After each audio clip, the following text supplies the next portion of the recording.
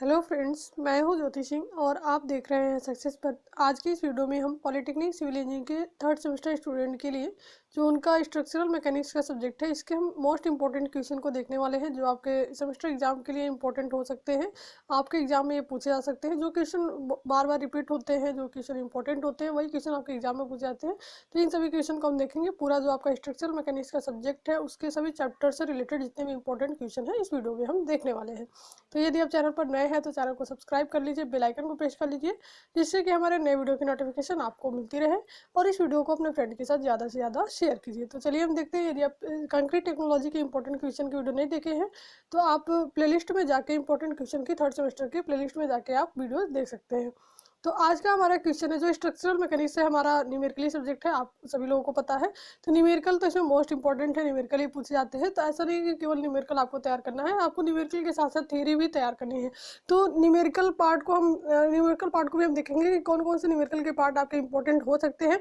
ऐसा एग्जैक्टली कोई क्वेश्चन आपको नहीं बताया जा सकता कि यही क्वेश्चन आपके एग्जाम में आ सकता है, क्योंकि एग्जाम में जो होता है कि क्वेश्चन के टाइप तो सेम रहते हैं लेकिन उनकी न्यूमेरिकल वैल्यू चेंज रहती है। तो इसलिए जो टाइप्स पूछे जाते हैं उस टाइप्स के बारे में बताया जाएगा कि इस टाइप्स के आप न्यूमेरिकल जरूर तैयार करके जाए। और जो भी आपके इसमें थ्योरी का जो पार्ट है, क्योंकि न्यूमेरिकली सब्जेक्ट है तो ज़्यादातर इसमें से न्यूमेरिकल पूछे जाते हैं।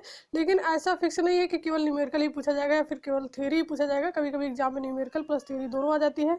कभी केवल न्यूमेरिकल का ज़्यादा पार्ट आ जाता है और थ्योरी का कम आता है, कभी थ्योरी का ज़्यादा पार्ट आ जाता है, न्यूमेरिकल का कम आता है। तो इस प्रकार से आपको दोनों को 50-50% तैयार करके जाना है, यानी कि न्यूमेरिकल भी आपको तैयार करके जाना है और थ्योरी भी आपको उतना ही तैयार करके जाना है, ताकि कोई भी एग्जाम में पूछता है तो वहाँ पर एग्जाम में आप सभी क्वेश्चन को आसानी से कर पाए। तो देखिए, जो भी इंपॉर्टेंट क्वेश्चन थ्योरी के होंगे वो भी बताए जाएंगे और जो न्यूमेरिकल से रिलेटेड होंगे वो भी बताए जाएंगे। तो चलिए हम स्टार्ट करते हैं। फर्स्ट क्वेश्चन हमारा है, प्रतिबल तथा विकृति को परिभाषित करते हुए इनके प्रकारों का वर्णन कीजिए। तो जो हमारे स्ट्रेस एंड स्ट्रेन होते हैं इनकी डिफिनेशन देनी है और इनके कौन कौन से टाइप्स होते हैं, स्ट्रेस के कितने टाइप्स होते हैं, स्ट्रेन के कितने टाइप्स होते हैं, तो इसके बारे में हमको बताना है। तो स्ट्रेस एंड स्ट्रेन आपका इंपॉर्टेंट होता है। जो स्टार्टिंग के 2 चैप्टर है आपके वो आपका मैकेनिक्स से रिलेटेड है, अप्लाइड मैकेनिक्स से। तो जो भी छोटे छोटे टर्म होते हैं, जो भी आपके फार्मूले वगैरह हैं, जो भी डिफिनेशन है उसको आप जरूर तैयार कर लीजिए। नेक्स्ट हमारा है, तन्य पदार्थों के लिए प्रतिबल विकृति आरेख बनाते हुए वर्णन कीजिए। जो आपका तन्य पदार्थ होता है उसके लिए हमको जो स्ट्रेस स्ट्रेन डायग्राम होता है आपका मोस्ट इंपॉर्टेंट होता है इसमें। तो स्ट्रेस स्ट्रेन डायग्राम को आप जरूर देख कर जाइए कैसे बनाते हैं, उसमें कौन से पार्ट जो भी पॉइंट्स होते हैं अलग अलग ABCDE, इसको हम क्या बोलते हैं, किसे डिनोट करते हैं। तो ये सारी चीजें प्रतिबल विकृति आरेख आपका इंपॉर्टेंट है। नेक्स्ट हमारा है, निम्न पदों को परिभाषित कीजिए। जो आपका छोटे छोटे टर्म्स होते हैं वो आपके पूछे जाते हैं, टिप्पणी में पूछ लिए जाते हैं। तो पॉइजन अनुपात आपका क्या होता है, हुक का नियम क्या होता है, प्रत्यास्थता गुणांक, भंगुर पदार्थ यानी कि ब्रिटल मटेरियल्स, प्रत्यास्थ पदार्थ इलास्टिक मटेरियल, और आघात वर्धनीयता जो मेलिबिलिटी होती है आपकी, सुरक्षा गुणांक फैक्टर ऑफ सेफ्टी। तो ये सभी आपके छोटे छोटे टर्म हैं, इन सभी को जरूर आप तैयार करके जाइए। नेक्स्ट हमारा जो क्वेश्चन है, प्रत्यास्था मापांक, आयतन मापांक और दृढ़ता मापांक में संबंध स्थापित कीजिए। तो इनका आपस में क्या रिलेशन होता है। जो इलास्टिक आपके प्रत्यास्था मापांक है, आयतन मापांक है और दृढ़ता मापांक है, तो इनका आपस में जो रिलेशन होता है इसको आपको बताना है। नेक्स्ट हमारा है, निम्न पर संक्षिप्त टिप्पणी लिखिए। तो जो छोटे छोटे टर्म्स हैं उस पर आपके टिप्पणी लिखने के लिए उनका डेफिनेशन पूछ सकता है। जो आपका होता है फटीक, फटीक क्या होता है, कड़ापन यानी कि स्टिफनेस क्या होता है, विरूपण डिफॉर्मेशन क्या होता है, कठोरता जिसको हम हार्डनेस बोलते हैं, तन्यता जिसको हम डक्टिलिटी बोलते हैं। तो ये सभी छोटे छोटे टर्म्स हैं जिसको आपको तैयार करना है। नेक्स्ट हमारा है, विभिन्न प्रकार की धरन का चित्र की सहायता से वर्णन कीजिए। तो बीम कितने टाइप्स के होते हैं, लोड कितने टाइप्स के उस पर लगते हैं, सपोर्ट कितने टाइप्स के होते हैं। तो जो छोटे छोटे टॉपिक है आपके ये सभी आप तैयार कर लीजिएगा, बहुत ईजी है ये। तो यहाँ पर बीम के बारे में पूछा जा रहा है, क्योंकि अगर आपको बीम के टाइप्स पूछा जा रहा है तो बीम के टाइप्स को फिगर की मदद से हम फिगर बनाएंगे और फिर उनको हम उनके टाइप्स को बताएंगे कि बीम के टोटल कितने टाइप्स होते हैं, किस टाइप के बीम को कैसे हम उसको दिखाते हैं फिगर की मदद से। तो types of beam, types of load और टाइप्स ऑफ सपोर्ट, इसको आप जरूर देख लीजिएगा। नेक्स्ट हमारा है, कर्तन बल तथा नमन गुण की संकल्पना स्पष्ट कीजिए। जो शियर फोर्स होता है और बेंडिंग मूवमेंट होता है ये क्या होता है, इसका डिफिनेशन आपको बताना है कि शियर फोर्स हम किसे कहते हैं और बेंडिंग मूवमेंट किसे कहते हैं। शियर फोर्स बेंडिंग मूवमेंट का चैप्टर मोस्ट इंपॉर्टेंट है। इसके जितने भी न्यूमेरिकल हैं, जो आपके एग्जाम्पल में जितने भी न्यूमेरिकल दिए गए हैं उसको आप जरूर से जरूर सॉल्व कर लीजिए, क्योंकि जो प्रैक्टिस का न्यूमेरिकल होता है वो तो आपके प्रैक्टिस के लिए होता है, लेकिन जो एग्जाम्पल के न्यूमेरिकल होते हैं, कोई भी न्यूमेरिकल ही सब्जेक्ट है, तो जो आपके एग्जाम में सेमेस्टर एग्जाम में पूछे जाते हैं क्वेश्चन, वो डायरेक्ट आपके एग्जाम्पल के न्यूमेरिकल ही पूछ लिए जाते हैं। तो एग्जाम्पल में जितने न्यूमेरिकल अगर आप सॉल्व कर लेते हैं तो कोई भी न्यूमेरिकल आप कर सकते हैं, क्योंकि सारे टाइप्स के न्यूमेरिकल आपके एग्जाम्पल में दिए रहते हैं। तो ये आपका कर्तन बल तथा नमन गुण की संकल्पना करना है, इसका डिफिनेशन बताना है। नेक्स्ट हमारा है भार, अपरूपण बल तथा बंकन आघूर्ण के आपसी संबंध स्पष्ट कीजिए। जो आपका लोड होता है, शियर फोर्स होता है, अपरूपण बल और जो बेंडिंग मोमेंट होता है, इसका आपस में क्या रिलेशन होता है, इसके बारे में आपको बताना है, मोस्ट इंपॉर्टेंट है। और जो आपकी स्ट्रक्चरल मैकेनिक्स की क्लासेस चल रही हैं तो उसमें भी आपको ये रिलेशन आपको बहुत अच्छे तरीके से बताया गया है, तो वहाँ से आप जाके देख सकते हैं। स्ट्रक्चरल मैकेनिक्स की जो थर्ड सेमेस्टर की क्लासेस है वहाँ से भी आप जाके सभी क्वेश्चन को देख सकते हैं, कैसे कैसे आपको क्वेश्चन करना है। नेक्स्ट हमारा है अधिकतम नमन गुण एवं नति परिवर्तन बिंदु को समझाइए। ये भी आपका मोस्ट इंपॉर्टेंट है। जो मैक्सिमम बेंडिंग मोमेंट होता है वो क्या होता है, और जो आपका point of control of flexure होता है वो हमारा क्या होता है, नति परिवर्तन बिंदु कहाँ बनता है, कैसे बनता है, तो इसके बारे में पूरा डिटेल आपको यहाँ पर बताना है। नति परिवर्तन बिंदु होता क्या है, point of control of flexure जिसको हम बोलते हैं, और मैक्सिमम बेंडिंग मोमेंट आपका क्या होता है। तो यदि आप वीडियोज देख रहे हैं सभी स्ट्रक्चरल मैकेनिक्स के, वहाँ पर आपके 3 चैप्टर कंप्लीट हो चुके हैं, ठीक है। तो वहाँ से आप जाकर वीडियोस देख सकते हैं। आपके मोमेंट ऑफ इनर्शिया का चैप्टर कंप्लीट हो गया, सब डीबीएमडी हो गया, 3-4 चैप्टर आपके हो गए। स्टार्टिंग के जो 2 चैप्टर आपके थ्योरेटिकल पार्ट है वो भी आपके कवर हो चुके हैं। नेक्स्ट हम देखते हैं कैंटिलीवर धरण के लिए कर्तन बल एवं नमन आघूर्ण आरेख खींचिए जब स्वतंत्र सिरे पर बिंदुभार लगा हो। तो जो आपके अगर न्यूमेरिकल की बात की जाए कि न्यूमेरिकल आपको क्या पूछा जा सकता है, तो जो भी आपके केसेस बताए गए, जैसे आपका सिंपली सपोर्टेड बीम है और उस पर अगर यूडीएल लगता है, पॉइंट लोड लगता है, तो सारा कंसेप्ट अगर आपका क्लियर है कि एक बार अगर यूडीएल का क्वेश्चन आप सॉल्व कर लिए, पॉइंट लोड जो आपका पॉइंट लोड लगता है उसका क्वेश्चन सॉल्व कर लिए सिंपली सपोर्टेड बीम के केस में, तो आप कोई भी क्वेश्चन अगर मिलता है तो आप कर पाएंगे। अगर मान लीजिए एक ही बीम है, उसमें पॉइंट लोड भी लगा है, यूडीएल भी लगा है, दोनों साथ में लगे हैं, तो कोई दिक्कत नहीं होती। वहाँ पर हम क्या करते हैं, दोनों लोड को हम ऐड कर देते हैं, बस थोड़ा सा वहाँ पर कंसंट्रेट करना होता है। कंसंट्रेट आप कर लिए तो आप आसानी से जो भी क्वेश्चन है आप उसको सॉल्व कर पाएंगे। तो जो टाइप्स है इनके सभी टाइप्स के क्वेश्चन को आप जरूर सॉल्व करके जाइए। यहाँ पर आपको ज़्यादातर जो भी न्यूमेरिकल का पार्ट है उसके क्वेश्चन डायरेक्ट नहीं बताया जा रहा है, लेकिन जितने भी क्वेश्चन आपके एग्जाम्पल के हैं, जिस भी चैप्टर के आप न्यूमेरिकल लगा रहे हैं, तो सभी एग्जाम्पल के क्वेश्चन को जरूर आप सॉल्व कीजिए। तो जो कैंटिलीवर धरण है उसके कर्तन कैंटिलीवर धरण के लिए कर्तन बल और नमन गुण आरेख आपको खींचना है। कब खींचना है, जब उसके फ्री एंड पर पॉइंट लोड लग रहा है, तब कैसे हम इसको खींचेंगे, तो इसके बारे में आपको बताना है। नेक्स्ट हमारा है अगर आपका सिंपली सपोर्टेड बीम है और उसमें आपको shear force and bending moment diagram बनाना है जब उसके सेंटर पर पॉइंट लोड लग रहा हो। तो इस प्रकार से आप सभी टाइप्स के क्वेश्चन को जरूर देख लीजिएगा। नेक्स्ट हमारा है जड़त्व आघूर्ण एवं परिभ्रमण त्रिज्या को परिभाषित कीजिए। तो जड़त्व आघूर्ण जो आपका होता है, मूवमेंट ऑफ इनर्शिया होता है, इसी को हम सेकंड मूवमेंट के नाम से भी जानते हैं, द्वितीय आघूर्ण के नाम से भी जानते हैं। तो आप यहाँ पर कंफ्यूज नहीं होना है, जड़त्व आघूर्ण पूछता है या फिर द्वितीय आघूर्ण के नाम से पूछता है, तो चीजें एक ही है। परिभ्रमण त्रिज्या आपका क्या होता है, रेडियस ऑफ गिरेशन के equal to under root I upon A. तो इसके बारे में आपको डिफिनेशन देना है, परिभ्रमण त्रिज्या आपकी क्या होती है।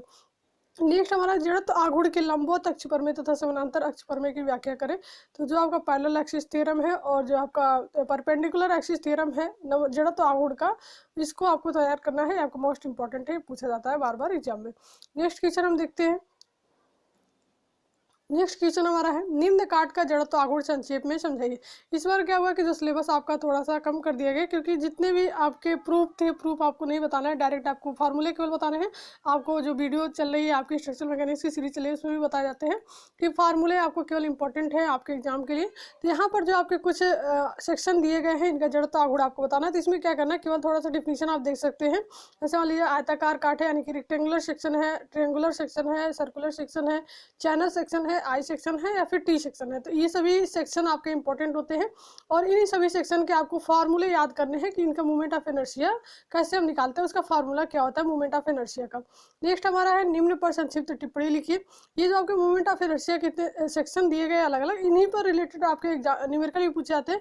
केवल आप में उसमें आपका उसमें न्यूमेरिकल वैल्यू दे दी गई रहती है। अगर आपको फार्मूला पता है कि जो आयताकार काट है उसका मूवमेंट ऑफ इनर्शिया क्या हो जाएगा, बी डी क्यू बाई 12। तो अगर बी की वैल्यू दी गई है, डी की वैल्यू दी गई है, तो आप डायरेक्ट आप क्वेश्चन सॉल्व कर सकते हैं अगर आपको फार्मूले पता है तो सभी काट के जो फार्मूले हैं वो आप याद रखिए और इनसे रिलेटेड अगर क्वेश्चन आते हैं तो उसको आप आसानी से कर पाएंगे। क्वेश्चन भी आप इससे रिलेटेड जरूर सॉल्व कीजिए। नेक्स्ट हमारा है निम्न पर संक्षिप्त टिप्पणी लिखिए।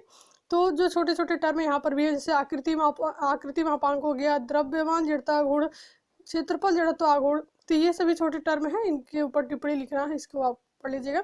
आकृति मापांक आपका क्या होता है, आकृति मापांक को हम जेड से डिनोट करते हैं, Z equal to I upon Y होता है, तो इसको भी आप देख लीजिएगा। नेक्स्ट हमारा है धरन के नमन समीकरण के सूत्र को व्युत्पन्न कीजिए। तो धरन का जो नमन समीकरण का सूत्र है ये आपका मोस्ट इंपॉर्टेंट है। इसका सूत्र होता है यम बाई आई।